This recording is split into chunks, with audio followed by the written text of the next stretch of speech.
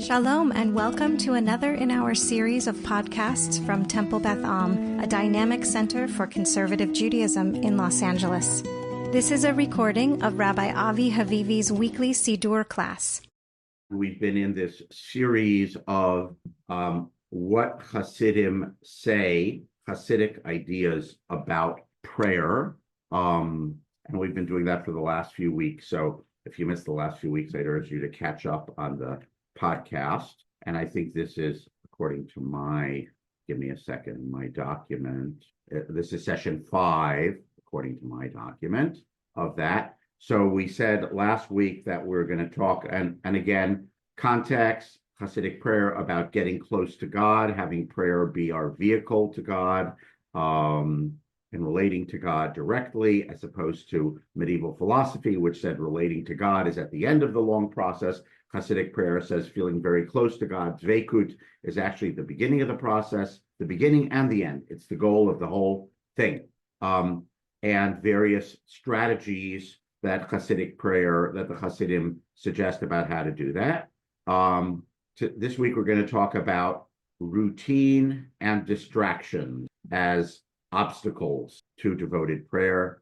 I fear Larry will be disappointed. The Hasidim did not anticipate his question about what about distractions by the iPhone. They did not anticipate that. They thought more about internal distractions, your own mind wandering during prayer. So I'm going to try to share my screen. Someone wave that you see it. Thumbs up, something. Yes? Vered, can you see the screen? Wave at me. Okay, good. Good. Great. Okay. Yeah. By the way, what we're going to see today, we're going to look at several passages, but they're basically about two ideas. Ideas that are repeated in different contexts, in different Hasidic texts. And, sometimes like you'll have a rabbi who has a favorite idea that they'll repeat a lot. Like they'll very often say something like, well, lo alecha hamlacha ligmor. It's not your job to finish all the work, but you got to participate. Or im lo achshav matai. If not now, when? And they'll have that favorite idea, which they'll say over and over again in different contexts. So Hasidic masters did that too. They had certain verses or ideas that they liked that they would sort of say over and over again. So we're going to look at two of them. Well, here's one of them anyway. Okay, first the poetic version from the Degel Machane Ephraim, I think third generation of masters, and the poetic version in the modern English translation, and then we'll look at a less poetic. Faith is the beginning top of the page. Faith is the basis of all worship. Only the truly faithful can pray each day. And what is the basis of faith? God renews each day the work of creation, right from the first blessing of the Shema. Hamchadesh b'tuvo b'chol yom tamid ma'aseh breshit. And the emphasis here is the everyday. Okay, the faithful one sees that every day is a new creation, that all the worlds are new, that we ourselves have just been born. In other words, part of saying that blessing every day is not just say, oh, I noticed the sun, God is the creator of the world, but actually to get yourself to feel like the world has been created anew today, and I was just born today. So the passage is suggesting that this passage is suggesting that part of the Siddur is supposed to trigger in you a sense of renewal, not like, oh, the sun rose again, but oh my God, the sun rose. God creates every day. I am alive every day. How could we not want to sing the praise of the Creator? If we do not have the faith that God creates anew each day, if you don't experience this, prayer becomes an old, unwanted habit. Oh, it's just that line that I have to say every morning. It means nothing. How difficult it is to say the same words day after day. An objection that is raised by many people who come to shul, right? Prayer is the same every day. How am I supposed to relate to these same words? They get so tired, it gets to be rote. Remember, this goes back years to the Mishnah. We talked about this. Keva versus kavanah, fixed prayer versus spontaneous. We have so much fixed, and it's so easy for it to become wrote. How challenging it is to have to say the same words every day. Thus, scripture says, and here's the verse. Remember, I said you'll have a rabbi who likes to repeat the same line over and over again in different contexts. So here's the punchline. Here's the verse that we're going to see repeated in these few passages this morning. Thus, scripture says, cast us not into old age. May the word never become old for us. Okay, toss-up question. What is this verse from? Cast us not into old age. When do we say this verse? I'll give you a hint. We say it for Tashlich. Close. You're thinking of cast us. You're close. You're in the right holiday, but the wrong prayer service. Okay. We say this on the high holidays. Remember the 6 verses that we, 6, I think it's 4, that we do aloud when we open the ark, and we repeat the verses after the Chazan, and it starts with, what's the first one? And Hashivenu Hashem Elecha V'Najom Shema Kolenu, the Shema Kolenu verses. And there's one of those verses, Al Tashlichenu Le'et Zikna, Kichlot Kochenu Al Ta'azvenu, which is from the book of Psalms. I'll tweak your memory. Al Tashlichenu Le'et Zikna, Kichlot Kochenu Al Ta'azvenu. Do not cast us away, throw us out in old age, when our strength is spent. Do not abandon us. And for probably most of you, I'm guessing, had the same experience that I did, which is that when I was a young person, I would look around the room at all the older people saying this verse with great fervor, thinking to myself, they're old, so it's deeply meaningful to them. And then, of course, one day I woke up, and that was me saying that pasuk with deeper fervor, because I got to that age of life where, it really meant something. I am that guy, all of a sudden, who says, don't throw us out in old age. And it means something to me. And I don't know, maybe the young people in shul are looking at me, but I don't even notice that, because I am saying it with such fervor. So that's the pshat of the verse, simple meaning of the verse, the meaning that it has in the high holidays. I think the meaning it has in the context of high holidays is really what it means in the book of Psalms. Don't throw me out like a used rag when I'm old, oh God. But the Hasidic passage here makes it mean something else entirely. Don't throw me out in old age means, please God, don't have my prayer come to feel like an old thing to me, right? Old thing in this context means the same old thing. May the words that we say in the daily Siddur, may those words never become old for us. Everyone see the transition in meaning there? Someone give me a nod or a wave if you see what they have done. They've taken the pasuk out of context, as Midrash always does, and said it means something else. It doesn't mean don't throw me out into old age, but it means don't have my prayer become like an old thing, right? So that's what the verse means. Prayer should be renewed each day. Every day I should say that line as if God created about the Hamchadesh B'tuvo B'chol Yom Tamid Ma'aseh Bereshit, God who renews every day of creation, as if creation just happened this morning, and I am Adam or Eve, and I was just created this. And if you see it that way, says this passage, how could you not want to be praiseworthy, praising, right? How could you not have a sense of wonder that you would want to express? If you feel like, oh my God, the world is created every day, every second, and I am a new being every day, every second. This actually goes back to a little bit, Rambam's idea. I refer to it as spinning plates. The universe is God's spinning plates. Everything exists every second because God maintains it. If God stopped for a second, I'll be more California secular. If the energy of the universe stopped for a second, right, everything would collapse back into the...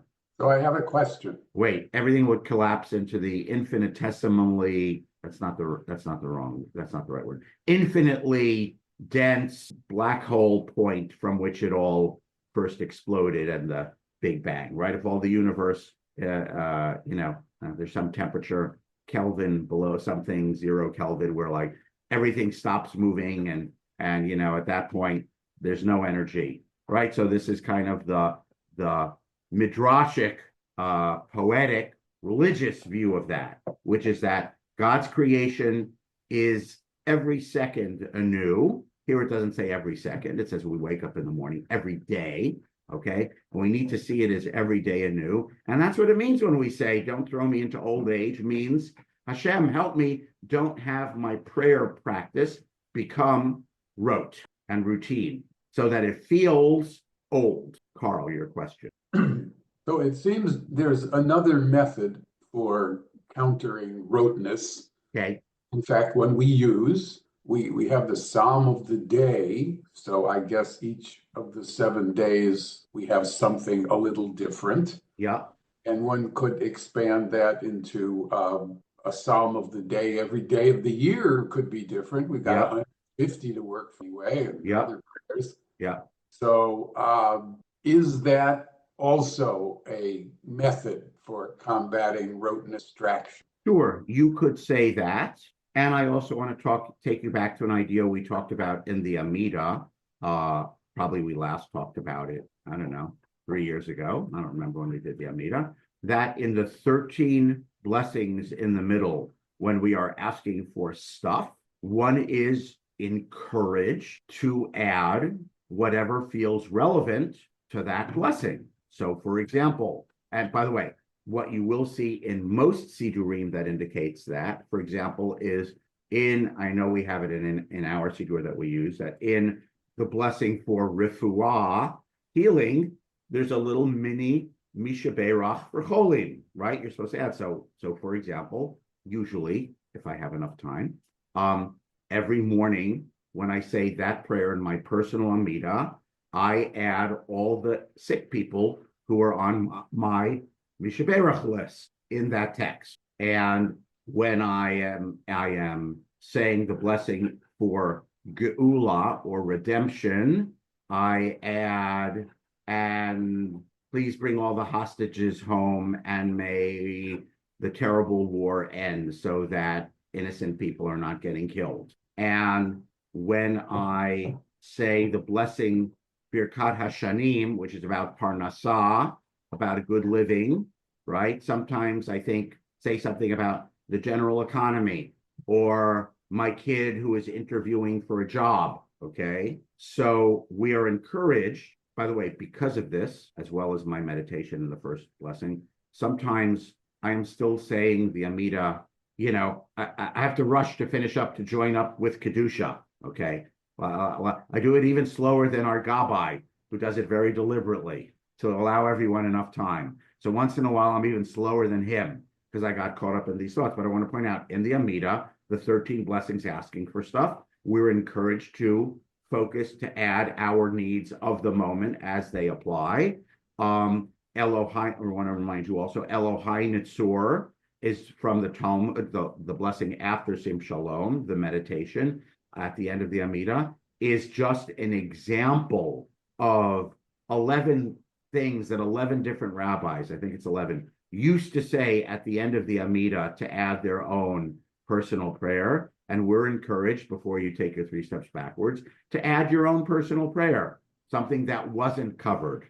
By the way, there's times when I go on autopilot, I'm just speaking personally, and I will realize that, I forgot my Mishaberach for those who are ill, my prayer for those who are ill in my Amida, or I forgot something. And I will add that in my Elohai Nitzur, because Elohai Nitzur is your personal meditation after the Amida. Back to, I believe it's the Mishnah, who says after the fixed prayer, the required 18 blessings, which became 19 blessings, the Amida, one is supposed to add Dvarim, words, which is understood to mean your own personal prayers. The Talmud gives 11 examples of that. One of them is Elohai Nitzur, which came to be a fixed one in our Siddur, but it's just an example of what one of those 11 rabbis used to add after his personal prayer. Tachanun, when we put our head down, is also a version of saying personal prayers. So those are examples of, I will call them, Carl, fixed places in the daily liturgy where we are encouraged to add our own personal stuff. We're not encouraged to do that in the Shema. The Shema is these 3 paragraphs, and this is what you're supposed to say, period, end of story. But there are parts of the Birchot HaShachar, the morning blessings that we say, we walk, we can see, we can stretch, all of those things. The halacha, Jewish law does not say, and we encourage you to add whatever other blessings you might want to add that we hadn't thought of. So the system doesn't say that. It says these things are fixed. And here's the part of the prayer where you're supposed to individuate. Does that answer your question sufficiently for now? Yes, very well. By the way, as well as Shir Shel Yom, and just so you know, there is a system, we don't do it, but if you look at certain more complete Orthodox Siddurim, there is a system where you actually read a bunch of Psalms every day, and you read through the whole 150 Psalms. I'm actually not sure what the system is, how long it takes to read through the whole 150 Psalms, but you read a few Psalms every day. It's called Ma'amadot. I don't know how I would translate. Shift, okay? And there's a reason why it's called a shift. I'm not going to go into that reason. There's a historical reason, because there used to be shifts of different people praying every day 2,500 years ago. And so here are the prayers that are said. Here are the Psalms that are said for today's shift. And it's a cycle again. I don't remember how long it takes to go through all 150 Psalms. Okay, Vera, please mute. Actually, I might be in control. Yeah, okay, I'm in control. Okay, let's go on to we're going to get to 2 ideas. One was rote and one routine, and one was distraction. I fear we will not get to distraction today. We'll have to do that next week. Okay, so here, this is from the Baal Shem Tov's Amud HaTfilah, right? The pillar of prayer, his work about prayer. But I want to remind everyone, it was not actually written by the Baal Shem Tov, because the Baal Shem Tov wrote virtually nothing. These are things that are written down by his disciples 1 or 2 generations later, saying, I heard from the Baal Shem Tov, or my master told me that he heard from the Baal Shem Tov. And so this is the source, the non-poetic source. It's still kind of poetic, but it's not this one on page 1 was like the interpretive contemporary. You can tell by the way the editor does the layout, okay? And here's the actual source. Oops, on the second page, what's called paragraph 53. Do not cast me off at the time of old age. Here's our source, Psalm 71, verse 9. From the divine teacher, the Besh. Besh is Bet Ayin Shin Tet, which stands for Baal Shem Tov, okay? The Besh. Does one not require divine aid in one's youth? Question about that verse. You're only supposed to say, God, when I'm old, please help me. What does that mean? When you're a young person, don't you also need God's help? The meaning of this verse, therefore, is as follows. Sometimes a person, everyone understand this is how it's a Talmudic thinking. Like you question the verse, you say, well, it can't possibly mean God help me in old age, because don't people need God's help all the time, even when they're young? So it can't possibly mean that. It means something else. The meaning of this verse, therefore, is as follows. Sometimes a person is enthusiastic in prayer or Torah study, and the enthusiasm does not become worn. But sometimes when one is engaged in service, is that noise disturbing you people? Okay, good. Okay. But sometimes if it's disturbing, let me know. There's a worker outside. Sometimes a person is enthusiastic in prayer or Torah study, and the enthusiasm does not become worn. You're having a good davening. But sometimes when one is engaged in service, one's enthusiasm immediately falls off, and one feels as if this mitzvah has become old and stale. Like, here's the image, like an old and worn marital relationship, right? Sometimes you treat your spouse like, I believe the contemporary image is, like an old shoe. Yep. Sometimes you treat your partner like an old shoe. This then is our prayer, that we not be cast away like a boring relationship that lacks enthusiasm, but rather that we always relate to divine matters like one who has found a new and exciting love interest. I love this image, okay? You should, again, it's using, like Shir HaShirim, Song of Songs, it's using a human emotional, psychological state to try to illuminate something ritual. Your davening should be as if you're going out on a date with someone you're falling in love with, okay? That's what your davening should be like every day. By the way, the next page says the exact same thing because I somehow Xeroxed the same page twice. Okay, I just want to give, okay, that noise is not bothering you? Okay, one third version of, no, it's not, sorry. This is about distractions. Okay, it's 8:40. I want to stop in about 5 minutes or a little more, 5 to 10 minutes. So I'm actually not going to go on to the second part of the day today, which is about distractions. And I promise I don't want to promise, there. Okay. But the goal is to do that second part next week about distractions. I just want to pause. I think I'm going to unshare then to let people personal share about this issue of rote versus renewal. Rote, Vered, can you mute yourself? I'm trying to mute you. Oh, I did. Okay, I just muted you. Okay. This question of routine versus renewal, because we all know it's so easy. You know, the more you daven, air quotes, the better davener you become. So much easier to go on air quotes. In air quotes. So much easier to go on autopilot. Okay. You know, we have times to circle around like Kadosh, Kadosh, Kadosh. It's supposed to be such an elevated moment. God fills the entire universe. And I will find myself sometimes like, oh, I'm up to Uvalat Zion, the long paragraph before the Aleinu. I said Kadosh, Kadosh, Kadosh twice, right? Once when you're seated before the Shema, Kedusha de Meyushav, the seated Kedusha. Once during the Kedusha of the Amida. And I was like on autopilot. I was just thinking about something else. And here's my third opportunity. And it's like, dude, wake up and pay attention to what you're saying. By the way, it even happens to me once in a while that I catch that later on in that third Kedusha to Siddur, and I go back and I say the line again to myself, right? Because I say like, I missed it. Again, adding in Elohai Nitzur, you know, here's what I would say. If you are not familiar enough with the Amida, or not facile enough with saying the words of the Amida, to add your own prayers interleaved in the 13 paragraphs, then just add them in Elohai Nitzur. By the way, say them instead of Elohai Nitzur. Elohai Nitzur is just a suggestion from the Talmud. Not even a suggestion. It's one of 11 suggestions that somehow got stuck as a fixed thing. Skip it. You don't have to say it. It's not statutory. It doesn't end with Baruch Atah Hashem. Say something else. Say your own prayers, and then take your 3 steps back, right, as you're exiting from your personal audience with Hashem, which is what the Amida is, okay? And although I would still encourage you to look at those 13 little blessings and interleave your own prayers. By the way, this is why people, I thought Carl was going to say something else when he asked, but he said about Shir Shel Yom.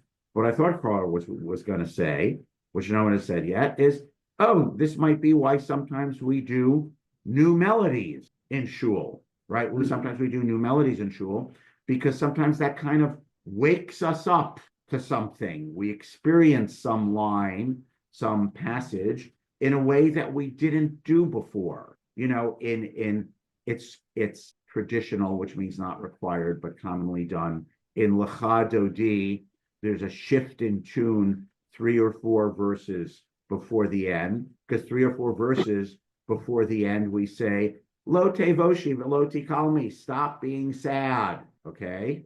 All right, wake up, Uri, good news, okay? So there's a shift in tune from slower, a little slower and more Shabbostika to peppier.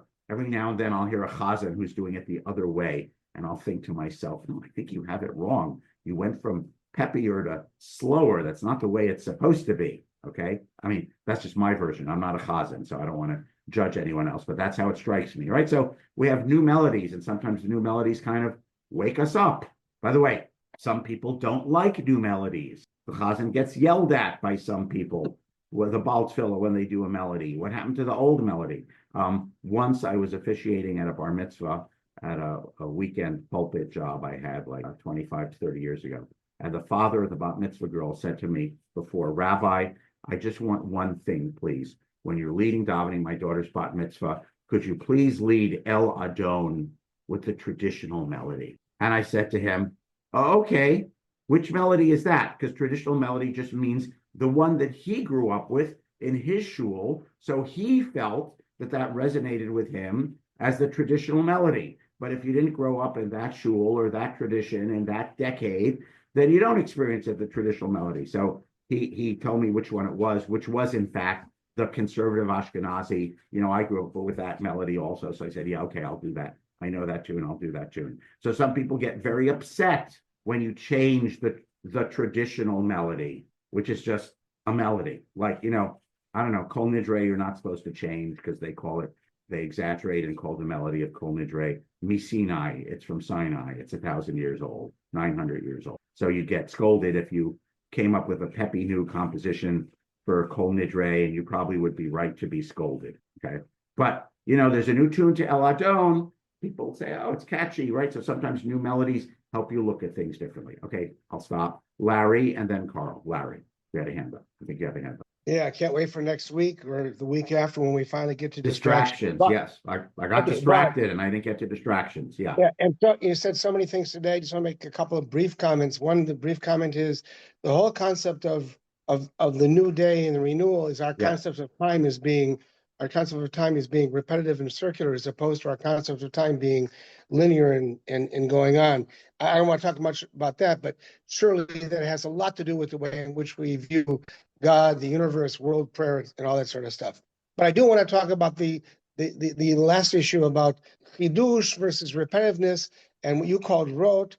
But there's also it's gam v'gam v'gam v'gam. There's all these things can be true, and the way in which I love my wife after 52 years of marriage is, not to get into the weeds, as wonderful and exciting as the way in which I loved her when we first met. It's just, it can be different and the same at the same time. Yes, but sure. But a sports and maybe music analogy, rote sounds terrible. Rote sounds like, oh, you're just going through the motions. But there's also being in the zone. When you're in the zone, when you're davening, when I'm in the zone, when I'm davening, it's like the sports athletes who are in the zone and the quarterbacks who only see what they need to see and everything they say, time slows down for them. Or baseball batters who are in the zone and they can see this pitch, which is coming at them at 100 miles an hour, and they see it in slow motion. When you're davening in the zone, it's not rote, it's not chidush, it's not new, but it's in the zone. And that also can be a wonderfully exhilarating experience. Thank you for your comment. Great. I have no comment to make on your comment. Thank you for sharing that. Carl.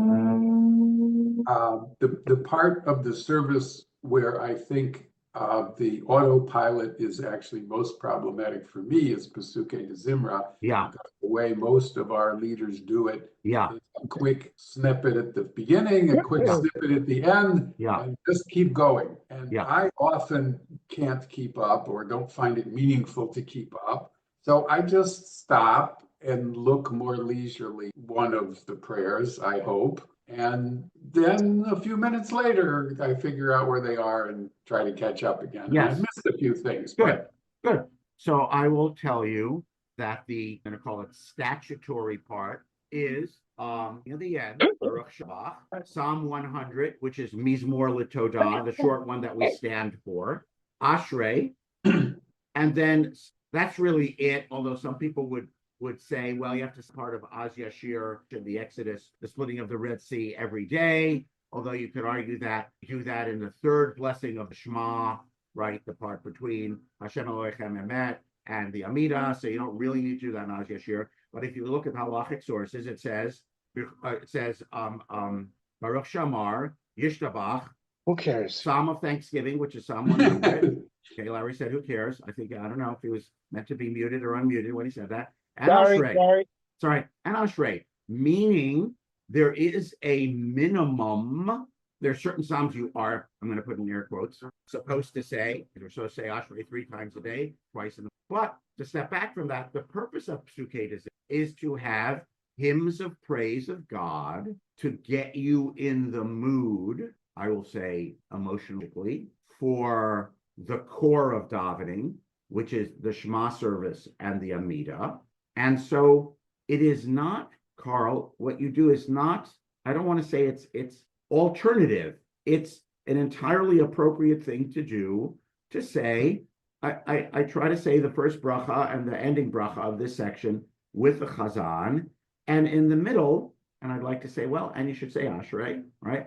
And in the middle, I kind of meander. I just pick one psalm and I kind of read it and I dwell on it and I think about it. Or I pick one line for the people who are nigun people. There are people who will pick one line and they will just nigun it to themselves over and over as a kind of mantra. Okay, that's an entirely appropriate psukei de zimra, and the halacha does not say anywhere, just so you know, that you are supposed to say all of those psalms and all of those passages. It says you are supposed to say the opening blessing, the closing blessing, Psalm 100 and Psalm 145. Mizmor l'Todah, the short Thanksgiving, and Ashrei. That's what you're, in air quotes, halachically, whatever you think of halacha, that's what halacha says you're supposed to say. The whole section is meant to be a vehicle to get you in the mood to daven, right? Davening, I'm just going to take a step back, has 4 parts, 4 sections, which the Kabbalists say correspond to 4 worlds. We talked about that at some point in the past, maybe going back into it, right?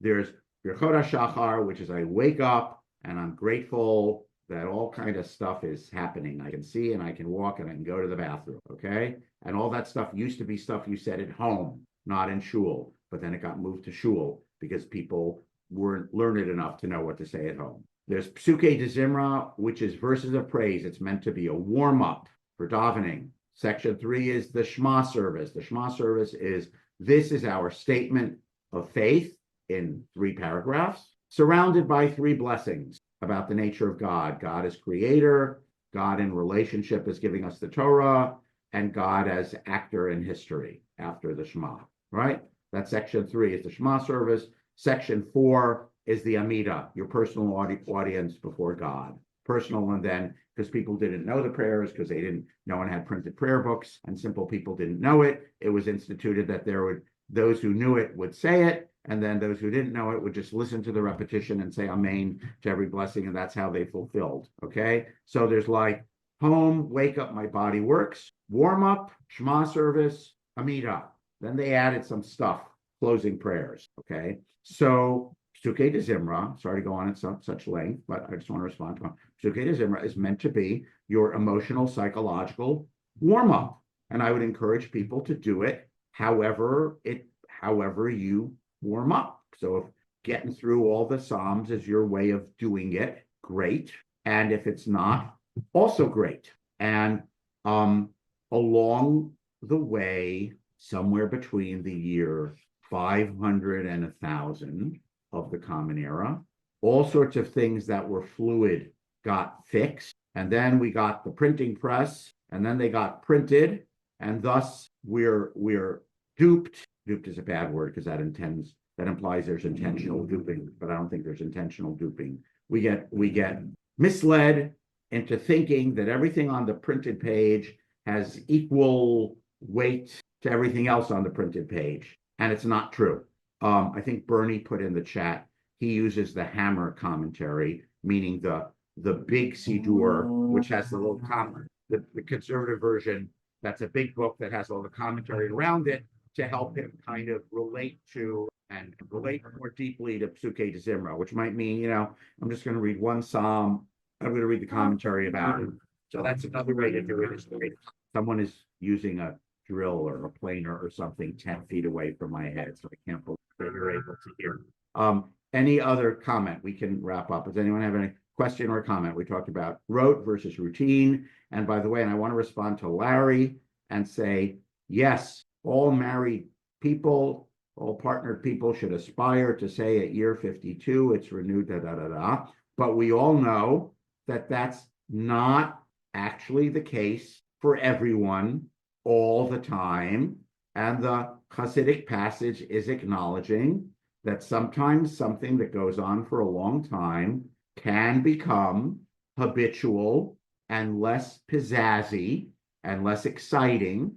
And you have to do things to make it exciting. In our culture, we, go to couples therapists for that, how to spice up the relationship. Okay. And I'm going to keep the I want to keep the Siddur class to be, rated G or PG-13, so I'm not going to say any more about that, right? But that's what couples therapists do. And the Hasidic thing is saying, okay, that's the mashal, or the example. The nimshal, meaning what it points to, is about prayer. Very easy for it to become routine, quotidian, same thing every day.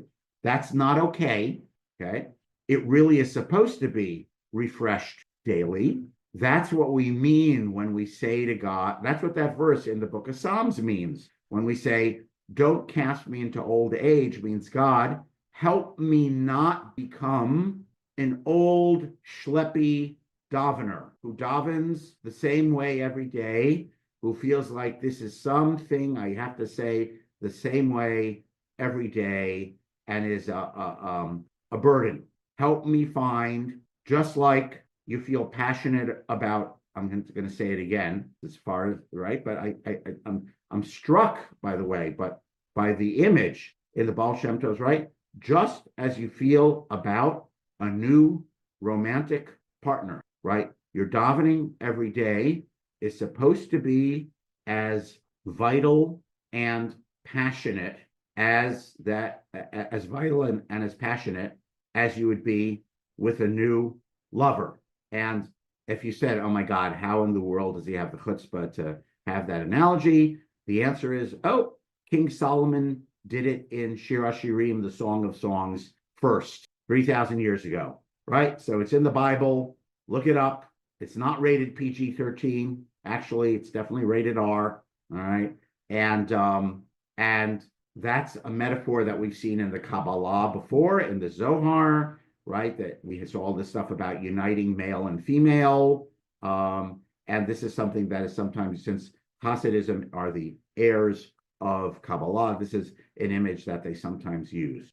So I wish you all renewed and passionate daily prayers.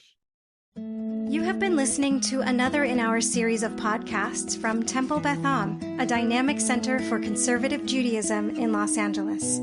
If you enjoy these podcasts, we invite you to write a review on the Apple Podcast site or wherever you get your podcasts. For more information about Temple Beth Am Los Angeles, go to tbala.org.